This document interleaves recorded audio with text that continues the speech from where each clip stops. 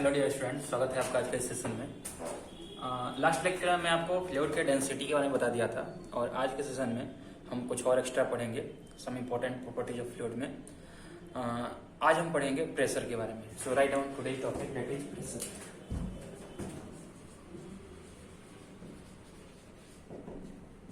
Okay, तो बच्चों समझते हैं प्रेशर होता क्या है। प्रेशर क्या होता है? तो it is perpendicular force applied per unit area.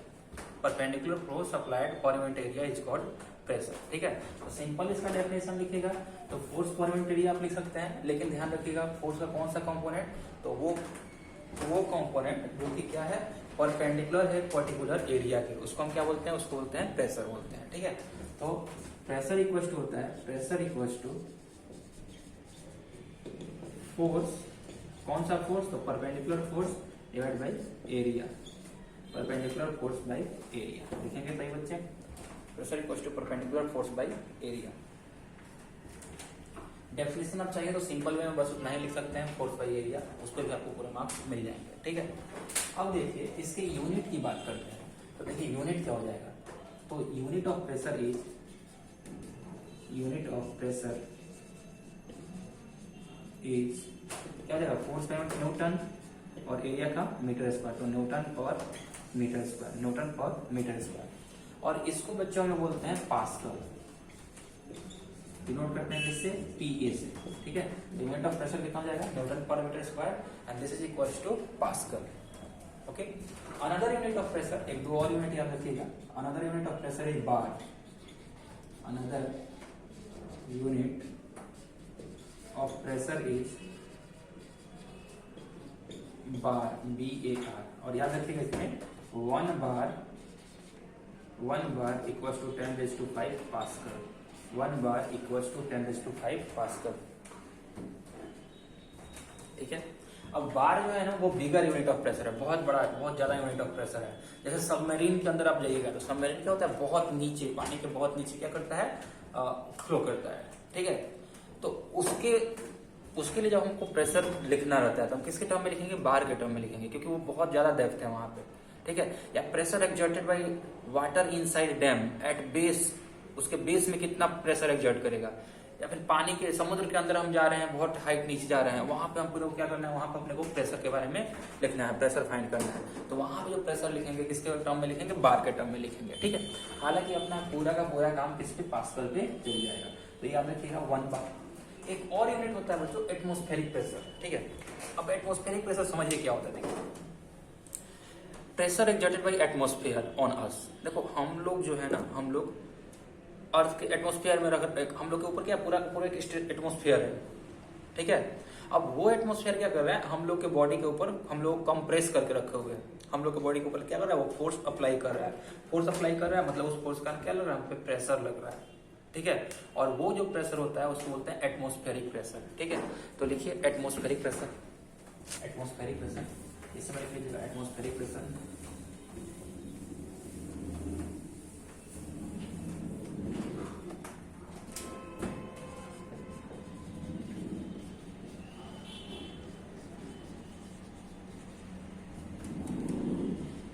ये क्या होता है, pressure exerted bye,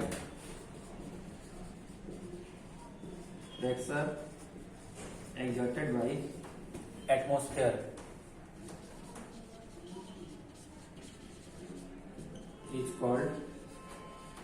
called atmosphere at earth surface, लिख लीजिए at earth surface is called atmospheric pressure, is called atmospheric pressure. और एटमॉस्फेरिक प्रेशर के वैल्यू के बारे में बात करेंगे बच्चों, तो याद रखिएगा एटमॉस्फेरिक प्रेशर का यूनिट क्या होता है, ATM, इसको हम लोग ATM में रिप्रेजेंट करते हैं, यानी 1 ATM। 1 ATM क्या है, this is pressure exerted by atmosphere at sea level. 1 ATM is pressure exerted by atmosphere at sea level. तो 1 ATM जो होता है बच्चों, वो होता है 1.013 into 10⁵ पास्कल। ठीक है, 1 ATM का डेफिनेशन क्या लिखेंगे, 1 ATM equals to pressure exerted by atmosphere at sea level. Pressure exerted by atmosphere at sea level, उसको क्या बोलते हैं? उसको 1 atm बोलते हैं। थोड़ा फास्ट, सभी बच्चे थोड़ा फास्ट नोट करेंगे, फिर आगे चला जाएगा।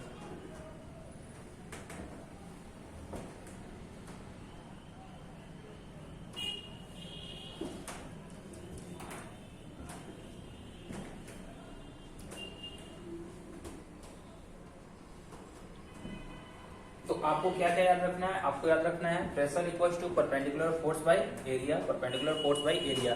ठीक है।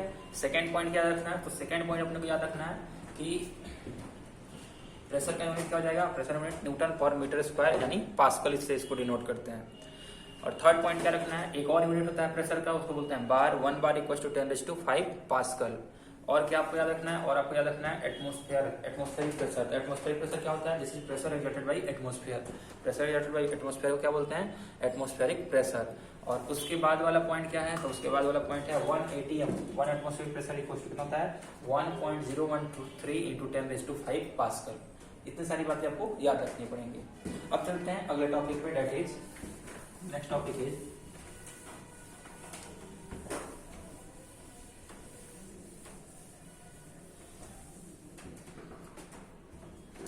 pressure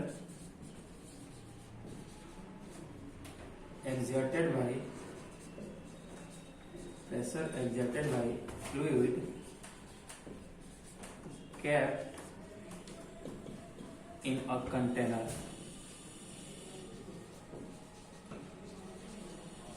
on base of it,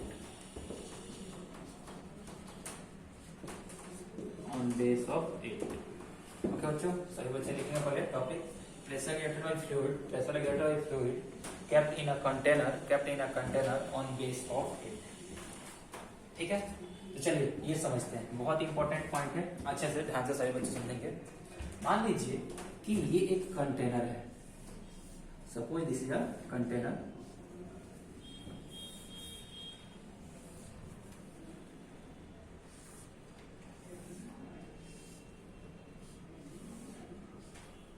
और इस वाले कंटेनर में कुछ फ्लूइड्स रखे हुए हैं। एक कंटेनर है, इस कंटेनर का हाइट h है, लेंथ l है और विड्थ b है। अब इस वाले कंटेनर में हमने क्या किया? इस वाले कंटेनर में हमने कुछ फ्लूइड्स रख दिया है। It may be anything, water, oil or any fluid. And we are interested in finding the amount of या the magnitude of pressure this fluid will exert on base of this container. इस container के base पे, ये जो है ना, this is क्या? ये है बेस ऑफ कंटेनर। कंटेनर के बेस पे ये फ्लूइड जो है वो कितना प्रेशर एक्सर्ट करेगा, अपने को वो फाइंड करना है। ठीक है बच्चों।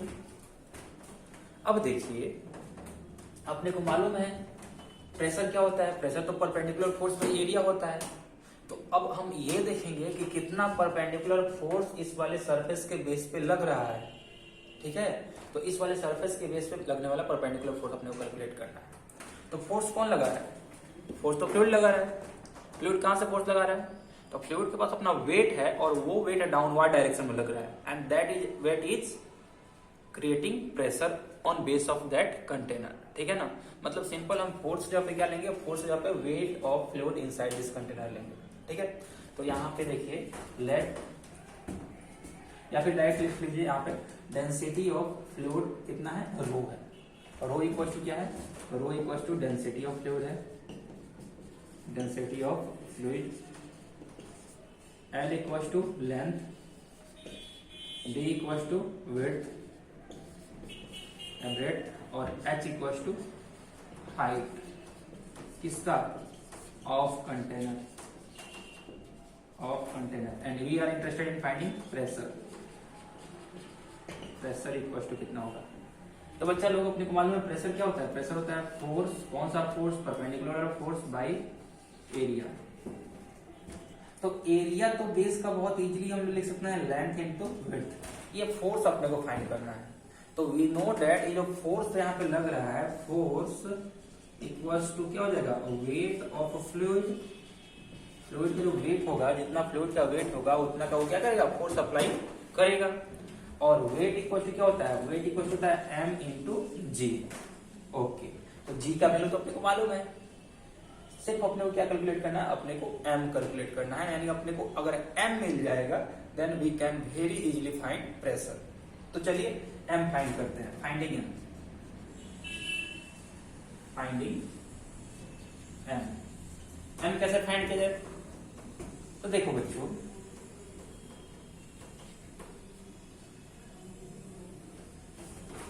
अगर हम बात करते हैं डेंसिटी की, अगर हम बात करेंगे डेंसिटी की, तो डेंसिटी को क्या होता है, मास बाय वॉल्यूम। इसमें अगर क्रॉस मल्टीप्लाई हम लोग कर देंगे तो मास इक्वल टू क्या हो जाएगा, density into volume. So this will come as density into volume of container, density into volume of container. Container का वॉल्यूम से मल्टीप्लाई करना होगा, तो वॉल्यूम ऑफ कंटेनर कितना होगा, तो length into breadth into height. यानी मास का जो वैल्यू आ जाएगा, मास का बच्चों जो वैल्यू आएगा, this will equal to rho into L into B into H. Okay, अब मास का अगर ये वाला वैल्यू है rho into L into B into H, तो यहाँ पे वेट ऑफ फ्लूइड कितना होगा, m इंटू जी। तो इसमें m की जगह पे हम रख दिया rho into L into B into H into ये g का वैल्यू आ गया। तो इतना का वेट लग रहा है, या इसके ऊपर फोर्स जो है तो ये वाला वैल्यू लग रहा है। अपने को चाहिए प्रेशर, तो अब तो बहुत इजीली हम कैलकुलेट कर सकते हैं। अपने को फोर्स का वैल्यू मिल चुका है, फोर्स का वैल्यू मिल चुका है। फोर्स का वैल्यू कितना आ गया, rho L B H G divide by area of base. Base का एरिया कितना होगा, बेस का एरिया होगा बच्चों B into L, B into L या एल इंटू बी। अब इन दोनों में हो गया क्या, झगड़ा। तो क्या बचा अपने को, प्रेशर का वैल्यू आया रो G H, rho G H. ये किसका वैल्यू आ रहा है, ये आ रहा है प्रेशर का value. This is equal to rho G H. यानी पहले सही बच्चे इसको नोट कर लेंगे, जल्दी से स्क्रीनशॉट ले लीजिएगा या फिर पहले नोट ही कर लीजिए। Pressure equal to rho G H.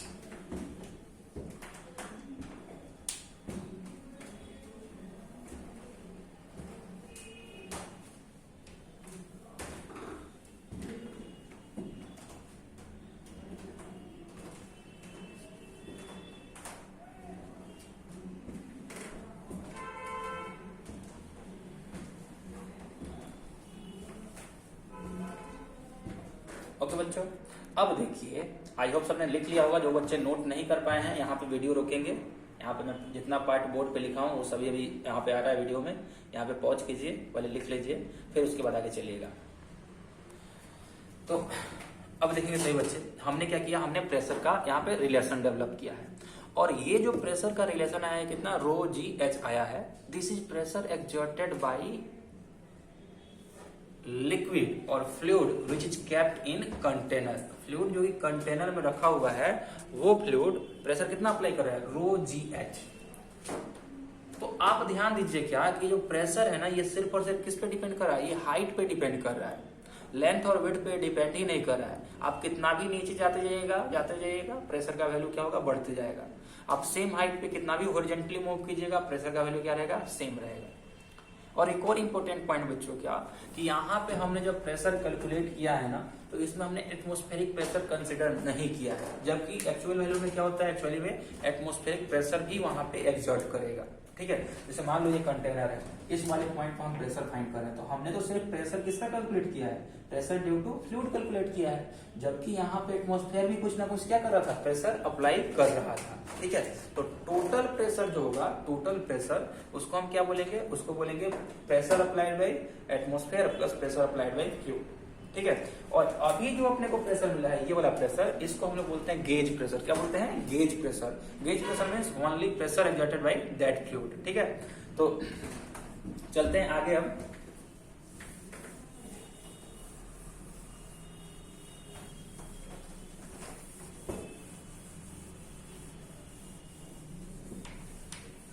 तो देखिए यहाँ पे क्या क्या लिख सकते हैं।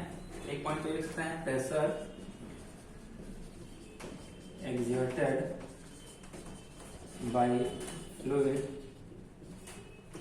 at depth h from its surface will be, कितना हो जाएगा? तो ये प्रेशर हो जाएगा rho into G into H, where H equals to height और डेप्थ ऑफ फ्लूइड। एंड अगर बात करेंगे टोटल प्रेशर की बच्चों, तो total pressure at depth h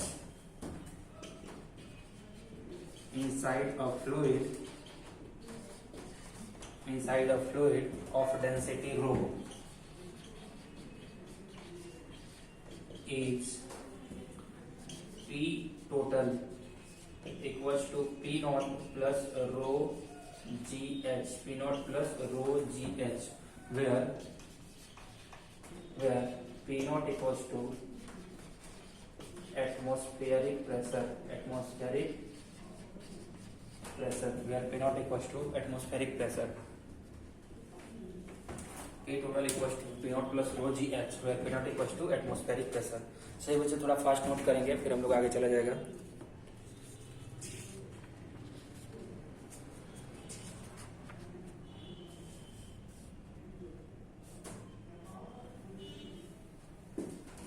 ठीक है, यहां पे लिख लीजिएगा बच्चों, this pressure is called gauge pressure.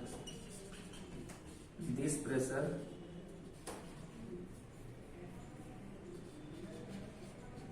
Is called gauge pressure. या फिर और आप चाहिए तो यहाँ पे अगर गेज प्रेशर अपने को लिखना हो तो कैसे लिखेंगे, पहले इसको नोट कर लेंगे सभी बच्चे, फिर आगे चलते हैं उसमें।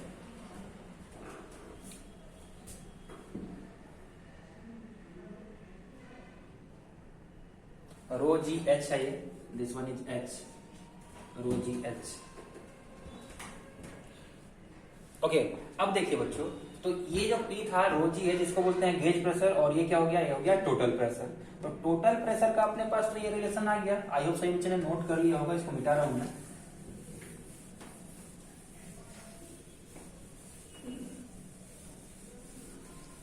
तो अपने पास जो रिलेशन आया था P total equals to P not plus rho G H, या फिर P equals to P not plus rho G H, ऐसा हम लिख सकते हैं। यहां पे जो P है दिस इज टोटल प्रेशर,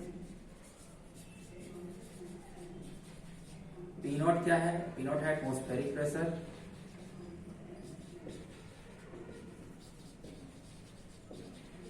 और रो जी एच क्या है, तो this is gauge pressure, this is gauge pressure. तो आप चाहिए तो यहाँ पे ऐसे लिख सकते हैं, gauge pressure rho G H equals to P minus P not, या P total minus P not, ये रिलेशन हम चाहे तो क्या कर सकते हैं। साथ ही साथ अगर हम टोटल प्रेशर का ग्राफ बनाना चाहें विथ एच हाइट के साथ या डेप्थ के साथ, इधर हमने लिया है क्या, इधर तो हमने P टोटल लिया है। चलिए इधर की तरफ हम टोटल प्रेशर ले रहे हैं, P टोटल इधर ले रहे हैं, और y equal to mx plus C, और इधर की तरफ हम लोग क्या ले रहे हैं, h ले रहे हैं। हाइट कहाँ ले रहे हैं,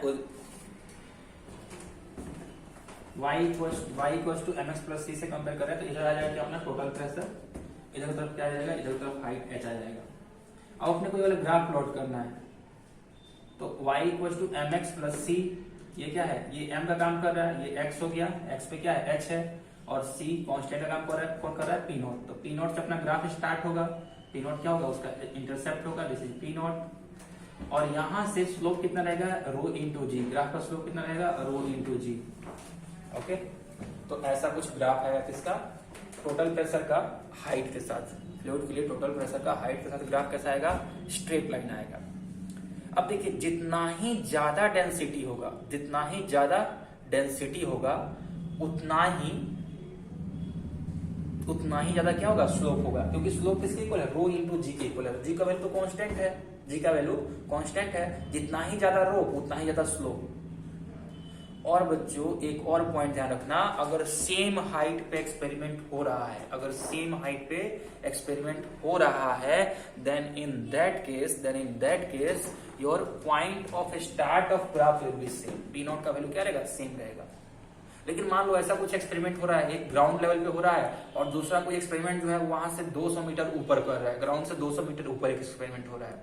जो ग्राउंड पे एक्सपेरिमेंट हो रहा है ना, उसके लिए पी नॉट का वैल्यू क्या होगा, ज्यादा होगा, क्योंकि टोटल प्रेशर क्या कर रहा है, टोटल एटमॉस्फेयर क्या कर रहा है, वहां पे प्रेशर अप्लाई कर रहा है। जब ग्राउंड से 200 मीटर ऊपर कोई दूसरा बंदा है वो एक्सपेरिमेंट कर रहा है, तो उसके लिए जब हम प्रेशर कंसीडर करेंगे तो उसके ऊपर वाले एयर का ही सिर्फ कंसीडर करेंगे, नीचे वाला एयर तो वहां पे कंट्रीब्यूट नहीं कर रहा है प्रेशर में।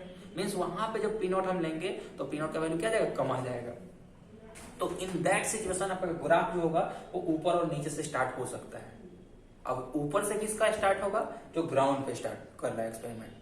जितना ही ज्यादा हाइट पे एक्सपेरिमेंट होगा उतना ही उसका ग्राफ कहां जाएगा, नीचे ज्यादा जाएगा, क्योंकि पी का वैल्यू जो है तो पी नॉट का वैल्यू क्या हो रहा है, डिक्रीज होते जा रहा है। ठीक है, तो ये सभी बेसिक बातें हैं, थोड़े छोटे कॉन्सेप्ट हैं, लेकिन इन सभी कॉन्सेप्ट को मिक्स करके बहुत अच्छा ग्राफिकल क्वेश्चंस बनाया जा सकता है।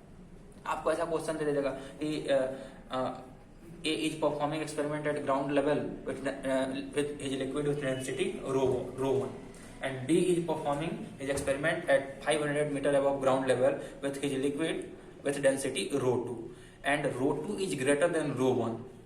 Then which of the following graph represent, या which of the following graph is correct? अब आपको वहां पे सिलेक्ट करना होगा। तो आपको दो चीज भी ध्यान रखना है, जो ग्राउंड पे है उसका इनिशियल पॉइंट ऊपर रहेगा, ग्राफ का इनिशियल पॉइंट ऊपर रहेगा, क्योंकि पी नॉट का वैल्यू क्या है, ज्यादा है। लेकिन उसका डेंसिटी कितना है, डेंसिटी उसका कम है, उसके लिक्विड का डेंसिटी क्या है, कम है। देखिए आई होप आपने ये लिख लिया होगा।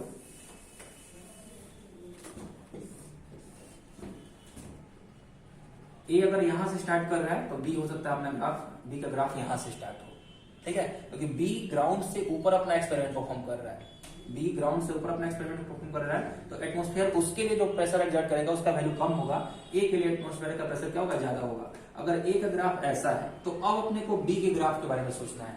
तो दोनों डिफरेंट टाइप के लिक्विड यूज कर रहे हैं, और एम इक्वल टू कितना था, एम इक्वल टू था बच्चों रो इंटू जी। अब दोनों डिफरेंट टाइप के लिक्विड यूज कर रहे हैं, जबकि बी जो लिक्विड यूज कर रहा है ना उसका रो का वैल्यू ज्यादा है, बी के रो का वैल्यू ज्यादा है, मतलब बी का स्लोप क्या होगा, ज्यादा होगा, तो बी का स्लोप ऐसा। This is for A, this is for B. दोनों अगर एक ही लिक्विड यूज करते तो क्या होता, तब ग्राफ इनका पैरेलल आ जाता है। दोनों अगर एक ही लिक्विड यूज करते तो दोनों का स्लोप सेम आ जाता, तो फिर ग्राफ क्या आता, पैरेलल आता। अगर ए का डेंसिटी ज्यादा होता